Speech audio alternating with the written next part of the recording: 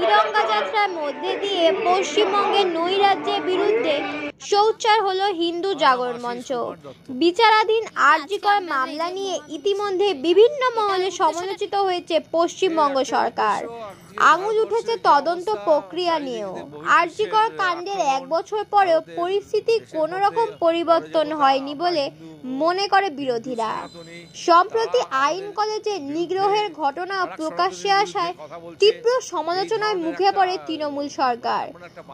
এই দিনের এই তিরঙ্গা যাত্রা আর.জি. কর এবং আইন কলেজ সহ নারী নিগ্রহের অসংখ্য ঘটনার বিরুদ্ধে প্রতিবাদ জানায় হিন্দু জাগরণ মঞ্চ।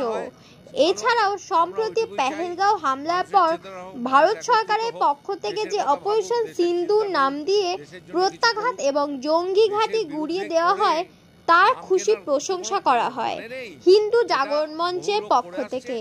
সেটা আমরা তার বিরুদ্ধে। আমরা চাই সবাই একত্রিত হয়ে দেশের কথা ভাবুক, দেশের চিন্তা করুক, দেশের উন্নতি করার চেষ্টা। আজকে বহির্বিশ্ব থেকে আমাদের কি প্রচণ্ড আক্রমণ চলছে সবাই জানে।